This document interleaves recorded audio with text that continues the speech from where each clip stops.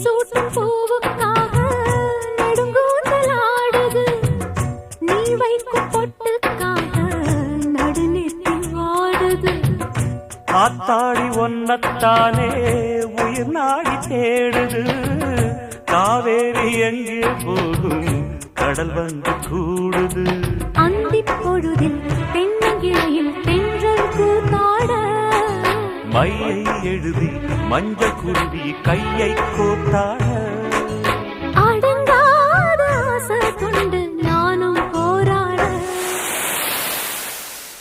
உனக்கென பிறந்தவ ரெக்க கட்டி பறந்தவ இவதான். என விட உனக்கு இங்கு மனசுக்கு பிடிச்சவ எவதான்.